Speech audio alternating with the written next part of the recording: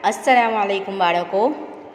जनाब बाबूभाई सोपारीवाला कन्या प्राथमिक शाला होम लर्निंग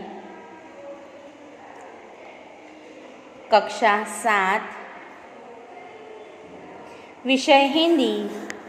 विषयांगे आज हमारा बच्चों निबंध लेखन। आज की दिनांक है 30/1/2021। आज की दिनांक में हम निबंध लेखन लिखेंगे और हमारा निबंध लेखन है पत्र लेखन क्रम 3। बच्चों, हम जैसे निबंध लिखते हैं उसी तरह से निबंध लिखेंगे। दिनांक में दिनांक, आगे अनुक्रमणिका में क्रम 3 तीसरा नंबर और पत्र लेखन। दिनांक लिखेंगे 30/1/2021। फिर हमारे निबंध लिखने के पन्ने पर आ जाइए। जिस पेज पर हम निबंध लिखते हैं, पेज की दाईं ओर यानी कि दावी बाजू, बराबर, उस दावी बाजू पर नहीं, जिस पेज पर निबंध लिखते हैं वो पेज पर नहीं, उसके सामने वाले पेज पे जिस पे हम निबंध नहीं लिखते हैं बच्चों, वहाँ पर आप लोगों को ये सूचना लिखनी है कि जीवन में सफाई का महत्व समझाते हुए अपने मित्र को पत्र लिखिए। बच्चों ध्यान से, जिस निबंध की नोट में हम जिस पेज पर निबंध नहीं लिखते उसी पेज पर हमें लिखना है जीवन में सफाई का महत्व समझाते हुए अपने मित्रों को पत्र लिखिए, ये सूचना। अब सामने वाले पेज पे जहाँ पर हम निबंध लिखते हैं क्रम 3, बराबर, वहाँ पर हम ऊपर लिखेंगे पत्र लेखन दिनांक और ऊपर से एक लाइन छोड़कर लिखने की शुरुआत करेंगे।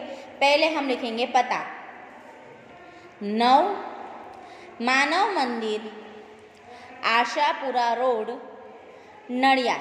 बच्चों ध्यान से, पत्र लेखन लिखने के समय हम जो पता लिखते हैं उसे हम यहाँ पर दाईं ओर लिखेंगे,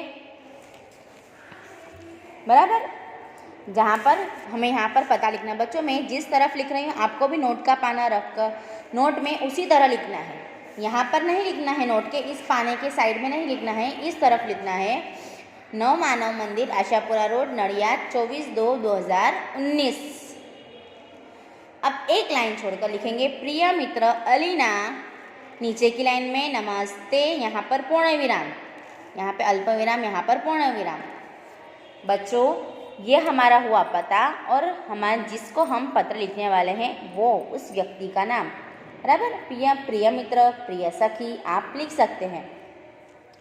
बच्चों चलो हम पहले बात कर लेते हैं जो हमारा आज है पत्र लेखन, जिसके अनुसंधान में हमें पत्र लेखन लिखना है सफाई का महत्व। सफाई का महत्व समझाना है हमें कि सफाई रखनी चाहिए। किन किन चीज़ों में सफाई रखनी चाहिए? हमारे शरीर की स्वच्छता, हमारे शरीर की सफाई, हमारे घर की सफाई, हमारे घर के बाहर आजू बाजू जो जगह है जिस पर हम बसर करते हैं, जिस पर हम चलते हैं, उस रोड की सफाई। आप लोग बताते होंगे, समझते होंगे कि हमें उसकी सफाई करने की क्या ज़रूरत है, सरकार करती है। लेकिन हाँ बच्चों, हम रोड पर कचरा नहीं फेंकेंगे। ये हुआ हमारी तरफ से रोड की सफाई करना। कचरा फेंकेंगे तो वहाँ पे गंदगी फैलेगी तो बीमारियाँ होगी, बराबर ना। अगर हम हमारे शरीर की स्वच्छता नहीं रखते तो हम में से गंदी बदबू आएगी, बराबर। हमारे कपड़े नहीं अच्छे होंगे तो कपड़े भी अच्छे नहीं दिखेंगे। और हमें इन सब चीज़ों का ध्यान रखना है कि हमें कैसे क्या करना है, कौन सी सफाई करनी है।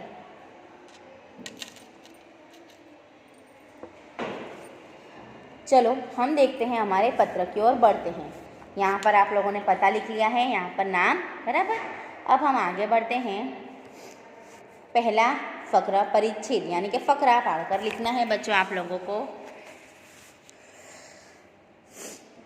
एक लाइन छोड़कर, नमस्ते के नीचे से एक लाइन छोड़कर फकरा करके लिखना है। मैं यहाँ कुशल पूर्वक हूँ, परंतु तुम्हारे यहाँ कई तरह की बीमारियाँ फैलने की खबर जानकर दुख हुआ है। अलीना को पत्र लिखने वाला कौन है, खबर है आपको? मिसबा। वो अलीना को पत्र लिख रही है तो उसने अपने मित्र को कहा कि मैं तो यहाँ सकुशल हूँ, कुशल पूर्वक हूँ, अच्छी हूँ, तुम्हारे यहाँ तो कई बीमारियाँ फैली हुई हैं और यह खबर जानकर मुझे बहुत दुख हुआ है। दूसरा फकरा पढ़कर हम लिखेंगे, एक लाइन छोड़कर दूसरे फकरे में हम लिखेंगे ये बीमारियाँ गंदगी से फैलती है, हमारे यहाँ के लोग स्वच्छता का महत्व पूरी तरह नहीं जानते। ये बीमारियाँ कैसे फैलती है? गंदगी से। और हमारे यहाँ के लोग इसकी स्वच्छता का महत्व नहीं समझते कि गंदगी नहीं रखनी चाहिए, स्वच्छता रखनी चाहिए। वास्तव में स्वच्छता आरोग्य की माता है। जहाँ साफ सफाई रहती है वहाँ रोगों को पैदा करने वाले मक्खी मच्छर जैसे जीव जंतु नहीं होते। शरीर को साफ सुथरा रखने से खाज खुजली जैसी त्वचा की बीमारियां नहीं होती।